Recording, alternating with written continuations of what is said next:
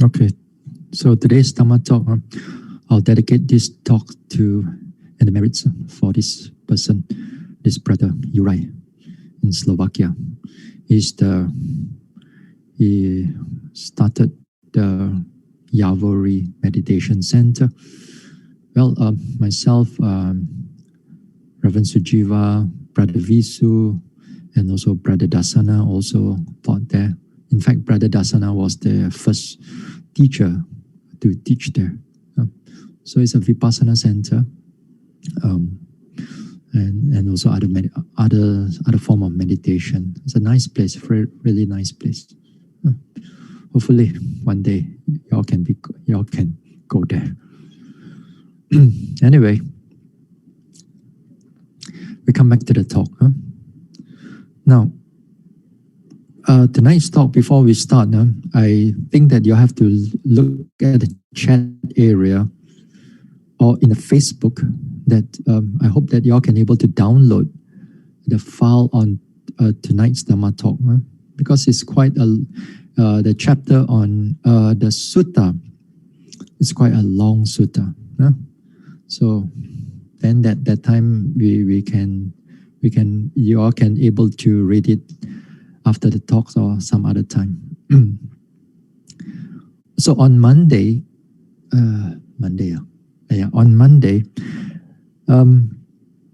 we discussed this cessation of dukkha, and particularly on the nature of nibbana. As I said, that this nature of cessation of dukkha, then it has to come with the cessation of tanha, or the craving. Because of this craving, then all our problems arises. So when it comes to the cessation of dukkha, then although there are many names, the Buddha gave, there are so many names for the term nibbana, but all of them share one characteristic. That is to say, either they share the ultimate peace, or they share the highest happiness, or they are all the cessation of the five aggregates. Cessation of dukkha and the cessation of five aggregates, they are the same. So nibbana has one meaning in that sense. And nibbana has can be divided into two in the sense that how they are being realized. One is that enlightened one still alive, then they able to experience the nibbana. And the second one is the arahant only, and when he have the parinibbana, or the final death, that means there will be no rebirth anymore, then it also another form of experience of nibbana. Anupadi disesa nibbana. Sa upadi sesa nibbana, for the first one. So that is for this one. Then the third one, as I said, this one is more important for the development of our insight and also towards liberation. Then the three gateway of nibbana, the three doors to liberation. So the first one is the one is signless liberation, as that those who are that those who are more towards faith, then they see a lot of impermanence here. Then you have desireless liberation, and then this desireless means that those who see dukkha a lot, and because of their nature of their concentration is predominant. So the third one is the void liberation. The void liberation here for those who are more predominant in their wisdom, therefore they see a lot of anatta before enters into nibbana. So the third one, it's more important in that sense. Now, so yes, so also I mentioned that to understand nibbana in its whole, of course, the only thing that you can do is to realize it. Is to realize it. That cannot.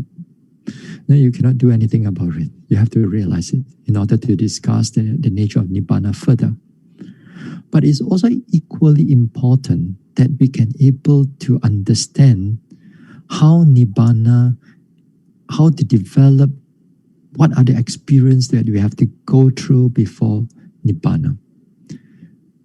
And what are the experience when Nibbana is being experienced, and what are the experience after you come out from Nibbana. That means after enlightenment, what will you experience? Those are also equally important. Because I think that if you do not know the path towards Nibbana, the path towards liberation, then you will simply think of anything. You will just hear of anything and you will just create in your own mind, or simply you just hear what other people say and does not want to follow what the Buddha says, and therefore you have your own sort of Nibbana, but that's not what the Buddha meant. That's not what the Buddha wished that the disciples are able to follow. So we want you to follow what the Buddha thought. So it's equally important that we understand what is happening before Nibbana, because sometimes people will think that Nibbana comes in as instant enlightenment. Suddenly, pop, Nibbana arises. No, it is. You have to work for it. And how you work for it is also mentioned in the suttas. It mentioned in the suttas. So tonight we're going to read the sutta on the Majjhima Nikaya number 24. But we're not going to read all of it because it's quite a long sutta. We're going to read maybe about 2/3 of it, or half of it. So the rest of the talk, the rest of the sutta you can read another time. So I think that in the Facebook also we already I'm not sure whether they already put up in the comments there, so that the link that you can able to download for this sutta.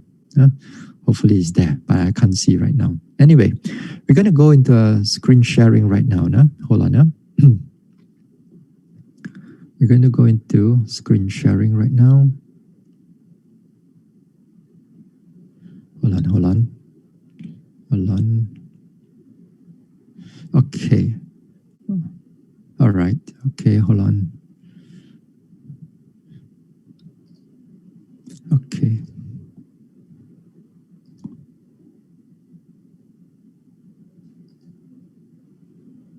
Okay, can you all see? This is the sutta here. All right, this is the sutta. So hopefully it's that you're able to see those things. Wait, now I can't. It's all this blocking my. So this is at Majjhima Nikaya number 24, but we are not going to start from the 1. We're going to skip a bit now, a few, and then we're going to start at 8. All right. Okay. So Brother Benny, if you don't mind, we start from paragraph number 8. Thank you. Thank you, Bhante. Okay, I will begin from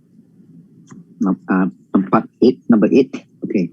Then, when it was evening, the Venerable Sariputta rose from meditation, went to Venerable Punya Mantaniputta, and exchanged greetings with him.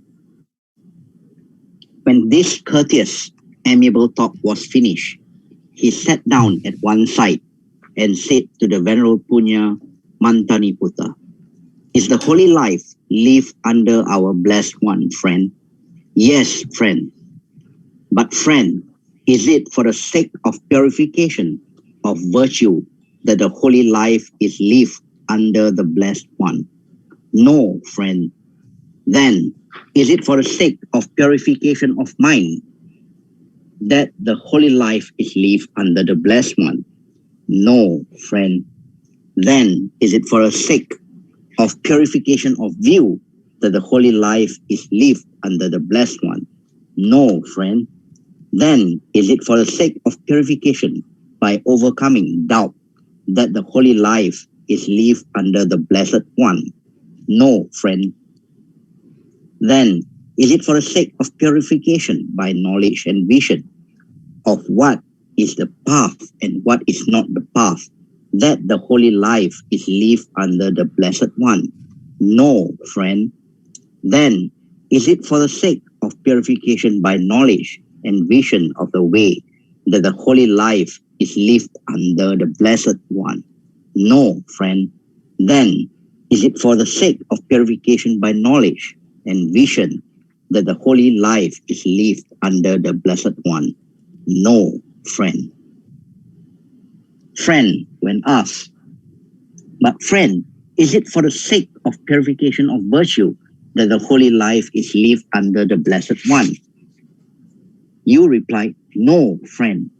When asked, then is it for the sake of purification of mind, purification of view, purification of overcoming doubt, purification by knowledge and vision of what is the path and what is not the path, purification by knowledge and vision of the way, purification by knowledge and vision that the holy life is lived under the Blessed One? You replied, no, friend. For the sake of what then, friend, is the holy life lived under the Blessed One?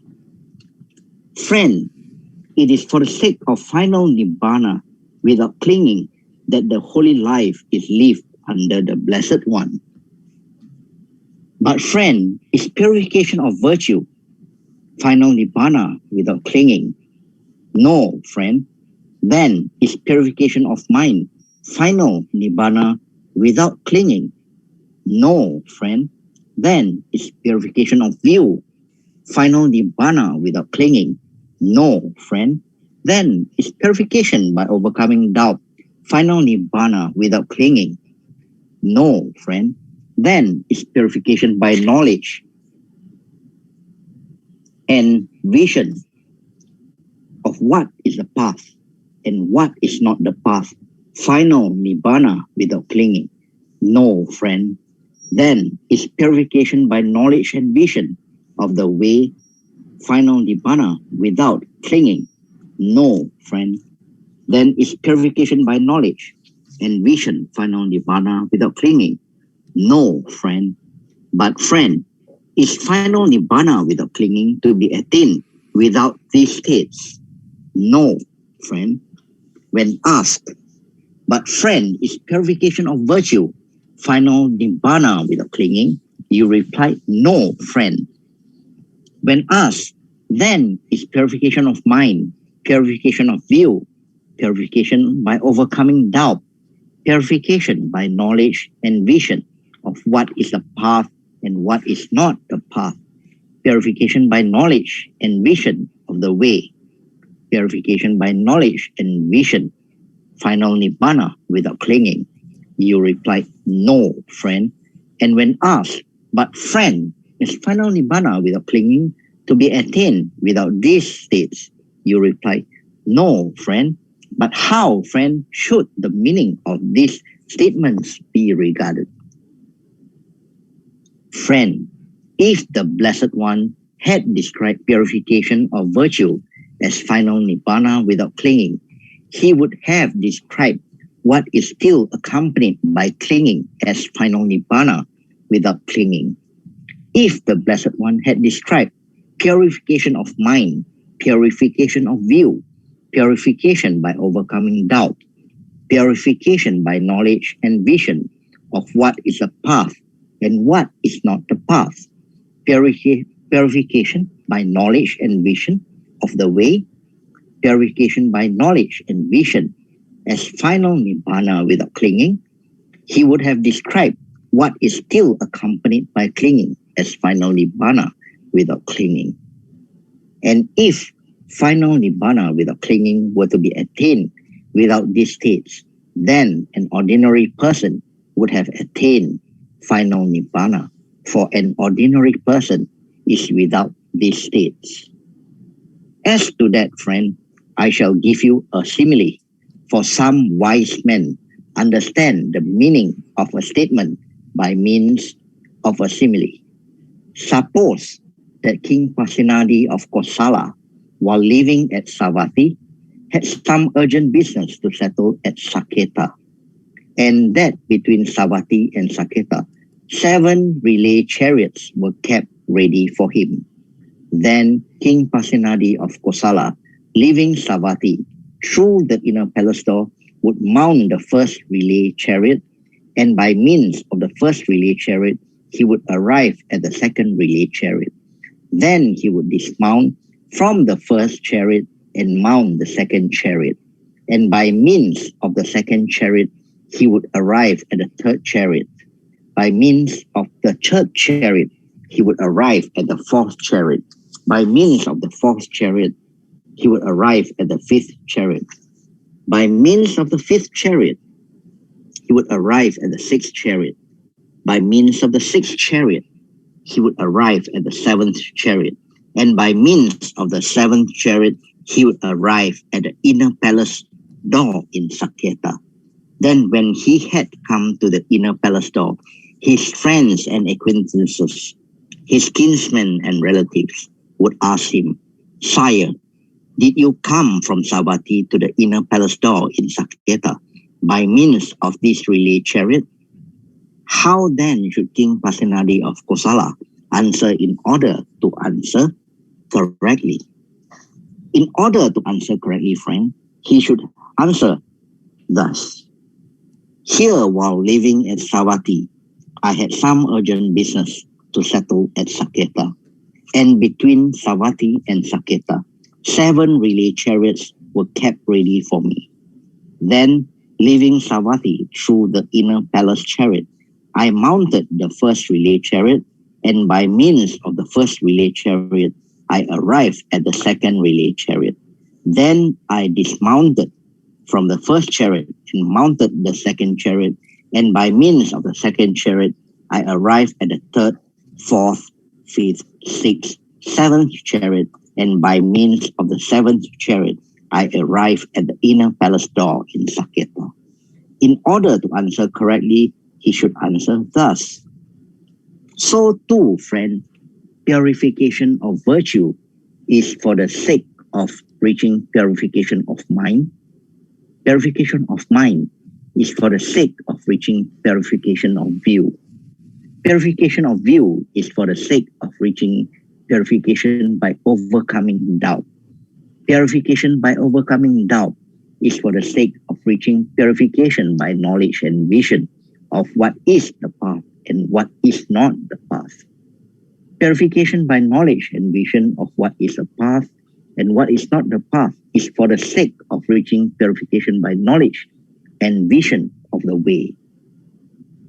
Purification of knowledge and vision of the way is for the sake of reaching purification by knowledge and vision.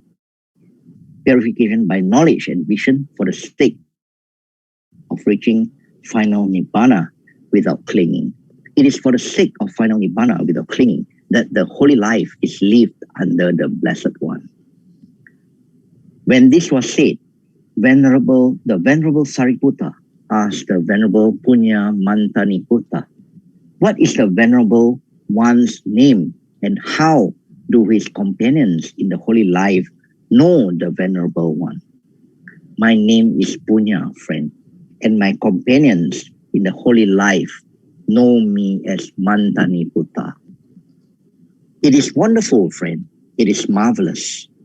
Each profound question has been answered point by point by the Venerable Punya Mantaniputta as a learned disciple who understands the teacher's dispensation correctly. It is a gain for his companions in the holy life. It is a great gain for them that they have opportunity to see and honor the Venerable Punya Mantaniputta. Even if it were by carrying the Venerable Punya Mantaniputta about on a cushion on their heads, that his companions in the holy life would get the opportunity to see and honor him. It would be a gain for them, a great gain for them. And it is a gain for us, a great gain for us that we have the opportunity to see and honor the Venerable Punya Mantaniputta. When this was said, the Venerable Punya Mantaniputta asked the Venerable Sariputta, "What is the Venerable One's name, and how do his companions in the holy life know the Venerable One?" "My name is Upatissa, friend, and my companions in the holy life know me as Sariputta."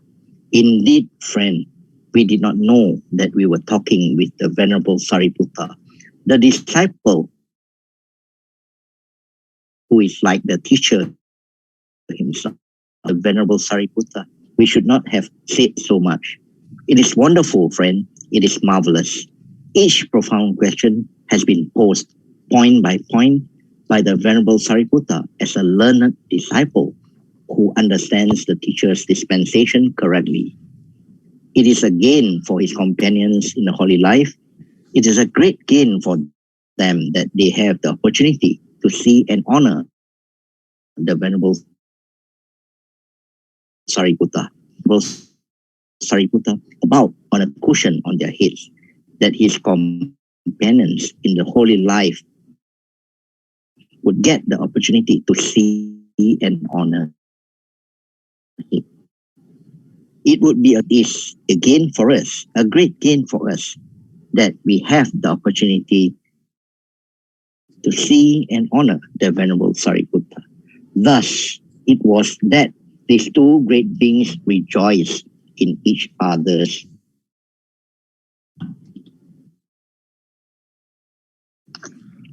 Sadhu, Brother Benny.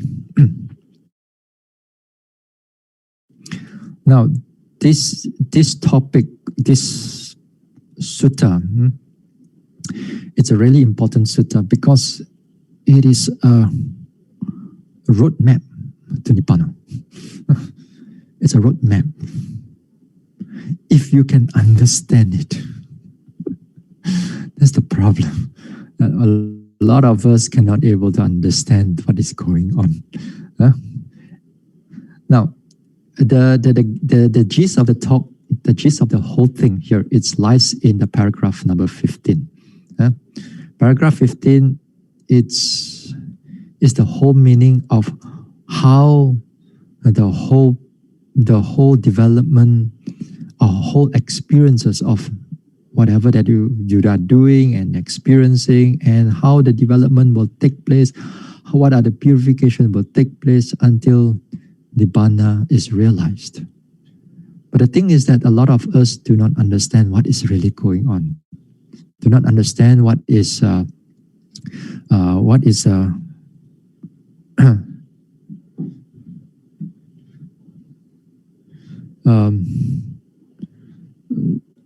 what is going on with the whole chapter.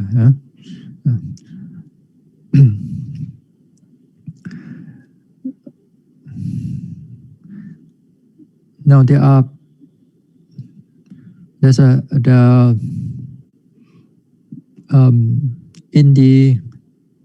this topic, although they are important, but a lot of times I think that a lot of people just disregard this one. They disregard this one. They don't realize that how important this sutta is. This sutta also becomes the principle, or become the framework, the framework for the famous Visuddhimagga, the path of purification, Visuddhimagga. Understanding this, at least you understand the path towards liberation, not just by any other means, not by any other way. But to able for us to understand this is like you must able to read the map. You must able to understand what is being mentioned here. Sometimes, like when I go for hiking, some people ask me, so how are you going from here? I want to go there. How am I going to how should I go? What path should I take? Sometimes I tell them that the path has quite a lot. There's a lot of branches here and there. Although you take this path, but there are side branches here and there. it would be good that if you can able to download some of the apps that able to show you the hiking path, They said, although we have those maps, but we do not know how to read the map or how to use the apps. But if you do not know how to use the app, you have to know how to read the map, then no matter how I'm going to tell you, you're going to have a lot of confusion. So, in other words, you must be able to read the map. In other words, you must know how the map will guide you, especially all the GPS will guide you. And nowadays, the hiking apps will come with GPS, come with the hiking trail, and all you need to do is just follow, but you must learn how to do it, how to read it. So do the same thing here, that when it comes into the development, that we must able to know what happened before Nibbana. What are the development that we have to go through? So tonight's talk we're going to do this one. So the rest of the suttas, I would like you to go back and read again. But anyway, we're going to explain the meaning here. There are 7 purification. Let me go to another. We summarize it. Stop share and I'll come in again. All right. I go to my this document. All right. One more time. Okay, can y'all see? Okay, can y'all see? Good. Now here, I summarize the whole thing. The path of purification here, there are 7 purification. There's the purification of virtue, purification of mind, purification of views, purification by overcoming doubt, purification by knowledge and vision of what path and what not, and what is not path, and purification by knowledge and vision of the way, and purification by knowledge and vision. So finally, is the end Nibbana without clinging. So just like Venerable Punna Mantani Putta, not Punya, Punna, the word is Punna Mantani Putta. So it mentions that it's like a chariot, that you have to use one chariot, and after another chariot, and after that you have to relay a relay of chariots in order for us to arrive at their destination. So too with this one also, we develop the sake of virtue is for the sake of the development of the mind. And the sake of development of the mind is for the sake of development of the views. And so on until Nibbana without clinging, right? But this, although it forms a framework, but many of us do not understand what is going on. You read and read, so without the help of a commentaries, you have no idea what is going on. With the help of somebody who can explain or explaining to you, or before that, you have no idea. So you may just brush it off. Yeah? I'm going to go on to the next slide, the next document. And it looks complicated, but it's trying to define everything here. Hopefully, for those who are on the mobile phones, you're going to have a hard time looking at it. Hopefully, you have a tablet, or you have a laptop, or you have a TV in front of you. That'll be better. Next one will be a bit more wordy, but anyway, I'm going to explain the whole thing. So no worries. All right. Okay. So here, the purification on your left, all right, and the practice is on the right. So here is going to define what it means by purification of virtue. What is the meaning of this purification of virtue? There are 4 kinds of purified virtues here. But I'm not going to explain this virtue or purified virtue, because I'm going to put it on the next level, on the next on another talk when we come to the Noble Eightfold Path. We're going to explain upon that. Here of the mind, also purification of the mind, it means that development of this access and absorption concentration. That means there are various types of samatha meditation and also in a sense, and including also into the satipatthana also. Samatha meditation, there are 40 types of samatha meditation that comes with the absorption. There are some comes with absorption, some come with excess concentration. Okay? But here, this number 2 here, purification of the mind, here for the whole purpose is to overcome the mental hindrances. Is to overcome the mental hindrances at the level number 2. So that's why it's called purification of the mind. So samatha helps to clear a lot of our gross defilements, mental defilements, and so on. Greed, hatred, jealousy, delusion. We reduce them quite a lot at this access and absorption concentration. Now,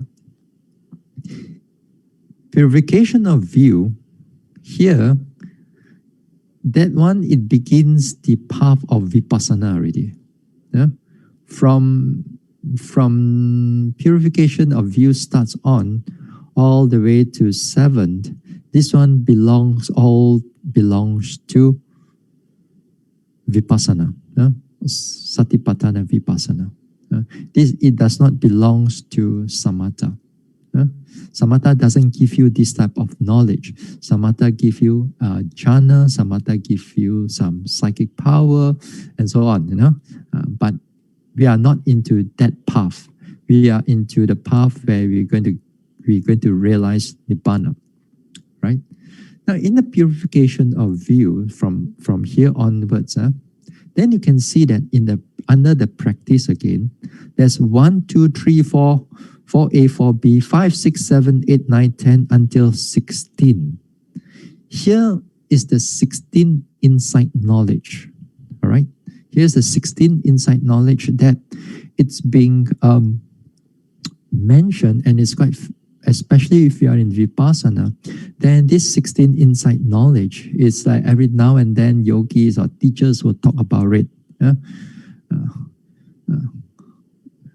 So this one here, the 16 insight knowledge is all the names here. And all these things, because the 16 insight knowledge here, they want to help to define, the commentary want to help to define what is the meaning of each of the purification. So the 16 insight knowledge, at times that there are monks, there are nuns, there are devotees who totally disregard this thing, totally disregard all this. They say that this one the Buddha did not teach. But of course the Buddha did not teach the 1 to 16 in that sense, but he teach the purification, and the commentary is to help us to understand what is the meaning of all these things. So it's all these 16 insight knowledge is all derived from the suttas. So it's nothing like created out of nowhere. So here, purification of view. The purification of view, before we start again with this one, here the 7 purification and all the 16 insight knowledge here, they are just like, one is you want to measure the development of a yogi, is you can measure it by purification, or you can measure it by the 16 insight knowledge. But usually I don't go and think about all your insight and so on. That one is, I just teach only. I don't think of all those things too much. It make me headache. Anyway, it's just like one is you measure it with inch, one is you measure it with centimeter. They come back to the same thing. Finally, it's nibbana. So it's just a different way of looking at it only. Now, purification of view here, that means it purified some kind of wrong view, some kind of a gross type of wrong view. Because when you do in a practice in the satipatthana or vipassana, as you start to meditate, walking, sitting, you develop your mindfulness, concentration, wisdom, penetration of the mind towards the object of the in-breath, out-breath, rising, falling, and so on. Then the first entry into the vipassana is the knowledge of discernment of mind and matter. Here, the knowledge of discernment of mind and matter is what you directly will see in the vipassana, in the sense that, when you take, for example, your in-breath, out-breath, this time when your in-breath, out-breath is very clear to you, very sharp, you can see its movements, and then at the same time, you can notice that the mind that is watching the in-breath, out-breath, or you're watching a sensation that's happening in the body, say a pulling sensation. While you're watching that pulling sensation very clearly, and then at the same time, you also see that the mind that is paying attention to the body. And then here, you begin to see that no matter how you pay attention at that level of development, you only see this mind that is the one that is observing the mind, and the matter. The matter, that means the body here. That means the one of the elements. It can be warm, can be cold, can be something that is moving, can be in-breath, out-breath, can be rising, falling. It doesn't matter. You watch it, and then every time that you see it, you only see this mind and matter. And when you see this mind and matter, and your mind is very clear, sharp, you don't see a soul, you don't see a self, or you don't see the third entity, or you don't see a God at this moment also. Although your mind is sharp and your mind is clear, you only see these two entity, the mind and the matter. And while you are observing these two, again and again, here is where the mind is begin to purify. It begins to purify from wrong view, in the sense that in the past, you may be taking up the view of self, the view of a soul, or the view of a God, and so on. But this time, there's none. Your mind is so clear. You pay attention to the body. You pay attention to what is going on with the body and mind. You only see these two things, these two entities. That's why while you're observing it, at the behind there, the purification is taking place. That's why it's called purification of view and knowledge of discerning of mind and matter. You see what I mean? All right. So they are all similar in that sense. So this is their beginning path. So hopefully that those who are in the beginning of practice, this one, if you really try the walking, the sitting, don't be lazy and so on, you can able to achieve it. Not to say it's difficult. I wouldn't say it's easy. I wouldn't say it's that difficult. It's about putting the effort inside there.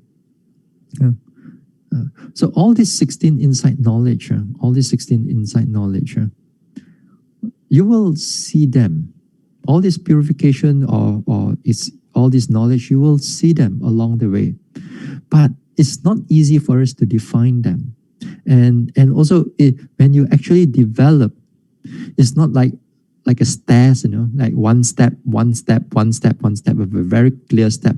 You're not going to be able to see it in that way. You're not going to see it in that way.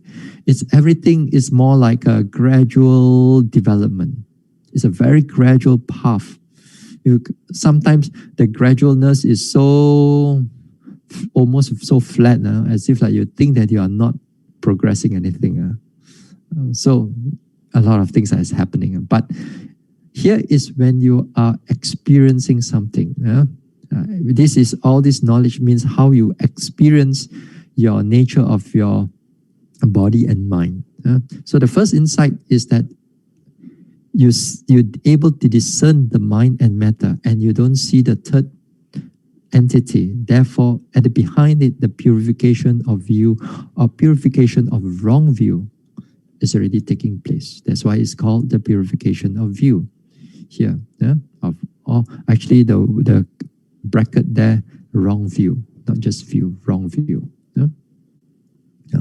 Now, so you keep on meditating, you keep on trying day in, day out, morning, afternoon, night, day after day, Then you keep on trying. Then there will become to a time that the second insight knowledge will begin to appear to you.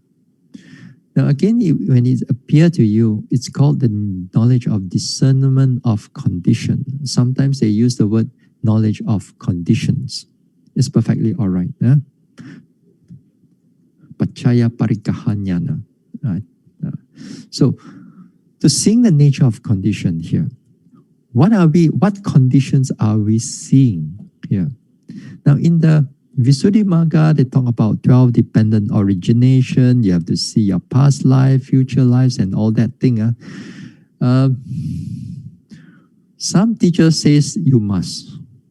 If you don't have those things, you cannot go further with the insight. Many teachers also says you don't need to. You don't need to. Those past life, or you see those dependent origination and those things, if you have the ability, perhaps it comes with you. But if you don't have it, you still can able to pass through all this past life, which I'm not going to go into that because it's kind of like a lengthy debate now. I don't know.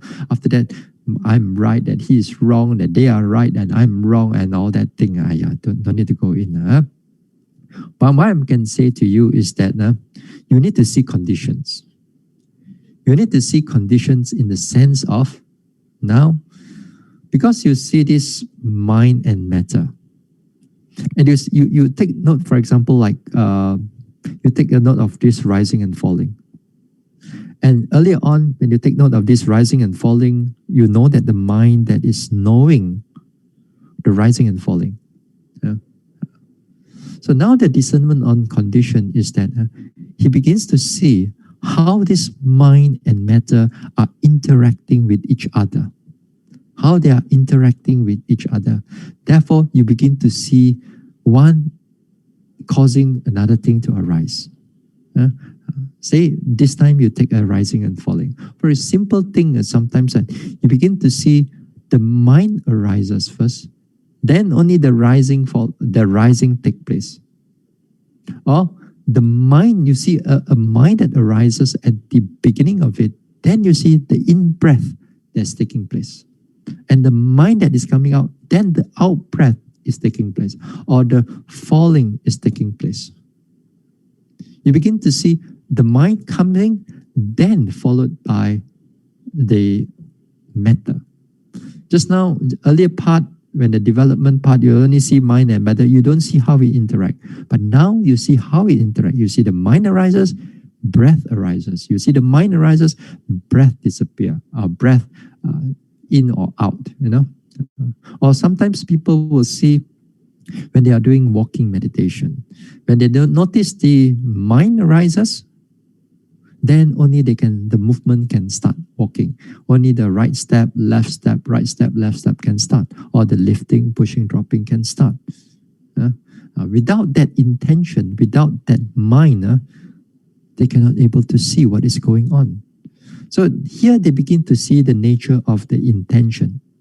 And a wish that is coming up, then something taking place. Or a mind that arises, then matter taking place, something taking place.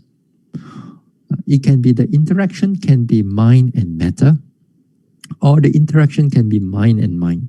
In the sense that you see a consciousness arises, then after that it followed by thoughts. It followed by some desire.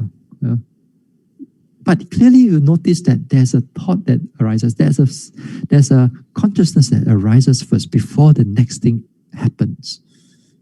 Then again here, you begin to see the consciousness and all the thoughts that follow after that.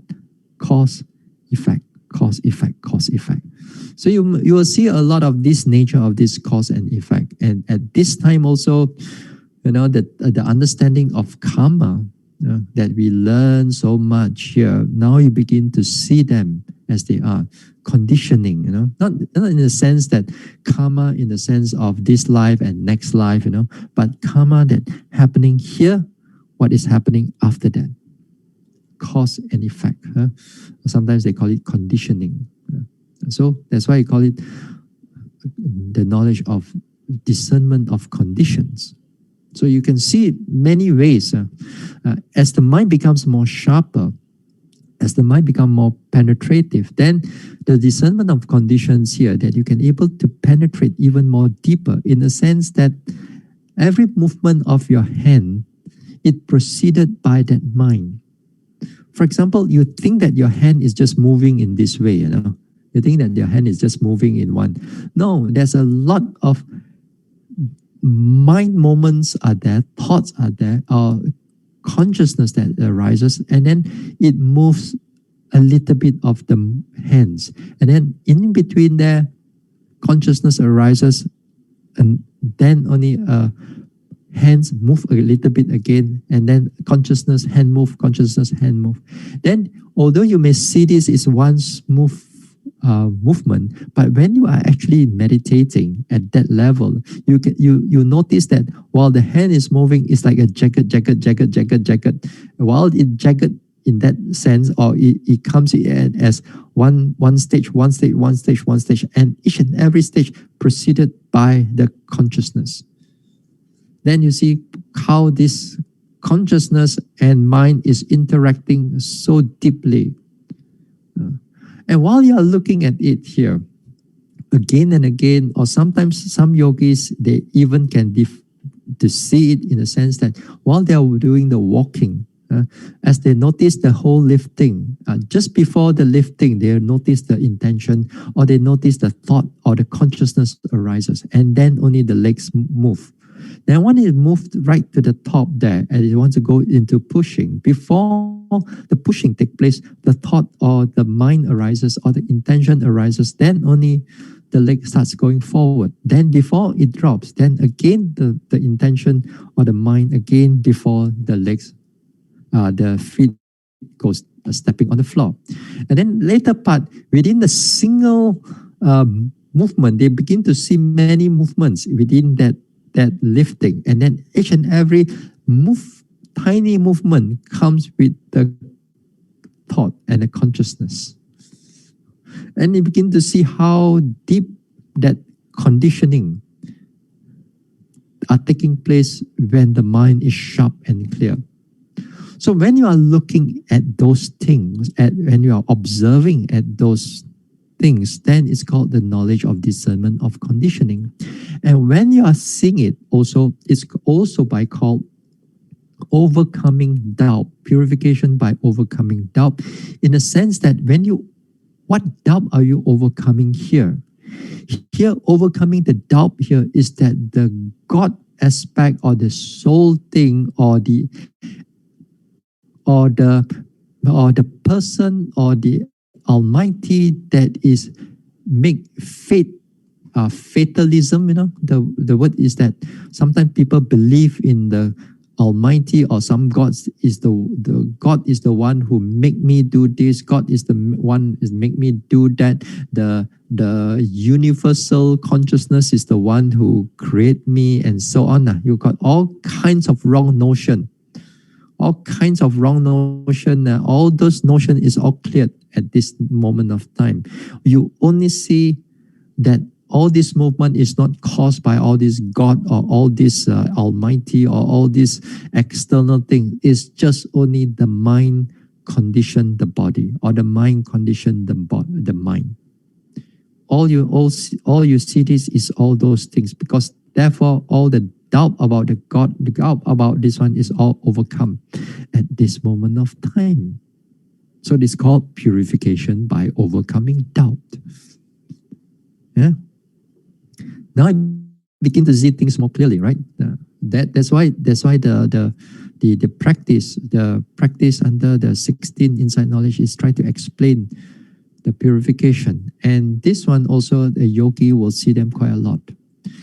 Now, this overcoming doubt and overcoming purification of overcoming view, for those who already like a Buddhist for a long time, you don't believe in like external God, you don't believe in like all these things, but you do not have much of a practice yet, let's say. Yeah? So when you go through, when you pass through these knowledges and so on, you don't feel that you are overcoming or purify anything, you know. Because there's just none. There's not much for you to purify because in the beginning part you don't have much of it.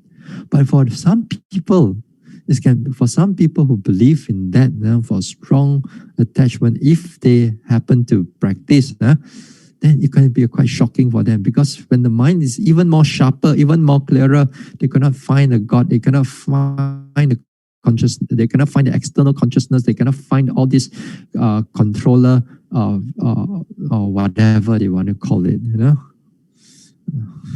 So that's why that's why you don't see it. But for those, as I said, those people who happen to have those type of view, you know, wrong view, then it can be very shocking to them. Okay, so this is what we call by overcoming doubt.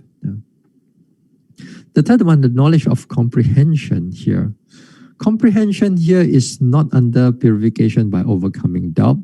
It's also not under by knowledge of vision of path and not path. It's somewhere in between. It's somewhere in between.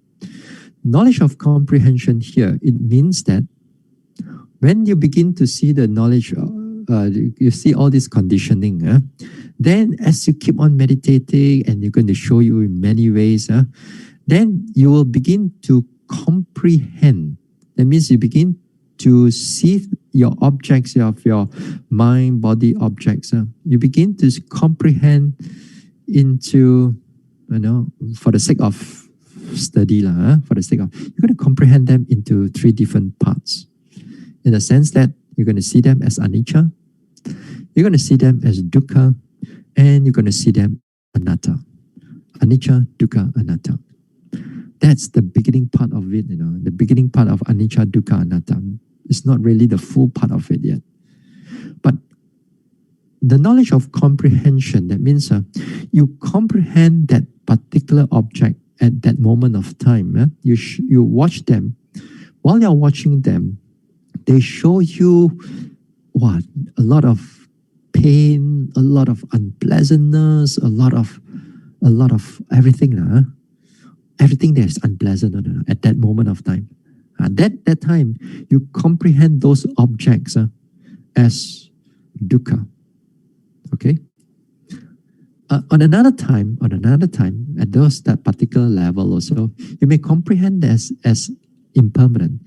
The same object also that you are noticing earlier on as dukkha, this time you see, hey, how come it's just arise, it just come and change, it can more, it can less. Sometimes you can see the pain come and then you stay there for a while, then you can see how it disappear. Coming, arising, there's a arising, there's a staying, there's a disappearing.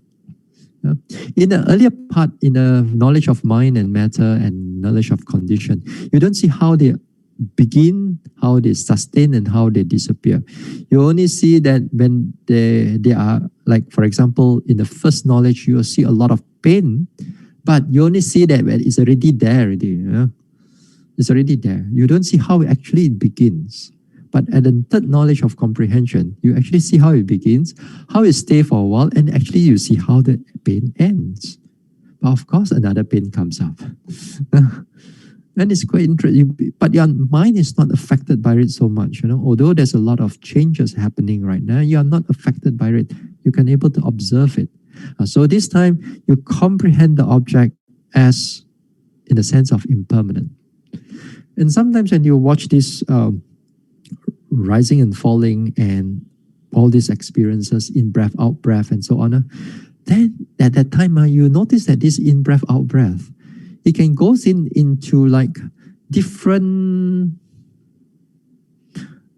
way of in breath, out breath. Sometimes suka, you want to go long, suka, you want to go short. After that, he want to go long, a bit, one long, one short.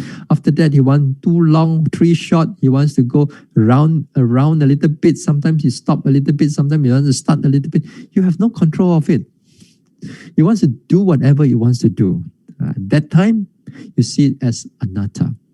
You see the beginning to see the nature of anatta. So all these things, although I mentioned it in 3 distinct part of it, but when you are meditating, it's all mixed together.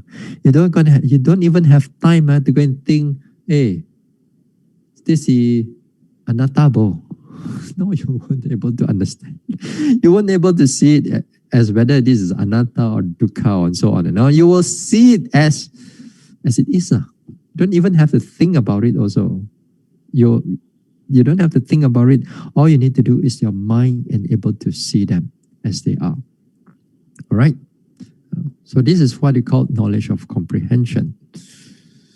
And you keep meditating. Now, this is where it comes to the partner, where it becomes the 3 and the 4A. Now at the 4A here, the knowledge of arising and passing away, the tender knowledge of arising and passing away. Within knowledge 3 and 4A, here is where your 10 corruptions of insight, the vipassana upakilesa, the one that we just talked about last week, this is where it is happening a lot for many yogis. This is the part where it is, you think this is the part that it is really that a yogi can fall into the trap if it's not properly guided. Yeah? And you see that at this moment of time, you have passed through a number of it's good experience of insight. It's in a sense of quite deep experience of insight. Have you gone to it? But your craving will not let you go. Your craving is still waiting for you, just around the corner. Just you give it a small little moment that you're not mindful. It already comes in. If you were to meditate, before that, you're going to see a lot of pain, a lot of tension, pulling, although your mind can still able to notice them. And here, suddenly the bliss comes in. The happiness comes in, and also the happiness comes in is because of your mind is sharp, your mind is clear, your mind is free from other gross defilements. All this sleepiness don't have, all this anger you don't have, all this restless mind you don't have. And then you feel good. You really feel good about your meditation, and then the bliss. And then the craving starts to walks in, quietly walks in, and then it just stay there for a while. Then your whole meditation, you stop for a while. So peaceful. So blissful, so beautiful, so nice. I never thought that vipassana is so wonderful, There you are. You get caught. Yeah. So the one that all these 16 the 10 corruptions of insight, you're going to tie the whole thing around here. At a 3 at around 4 area. Yeah. You're going to bring the whole thing there. Yeah. That's why we don't have much time to discuss it because we have discussed it before.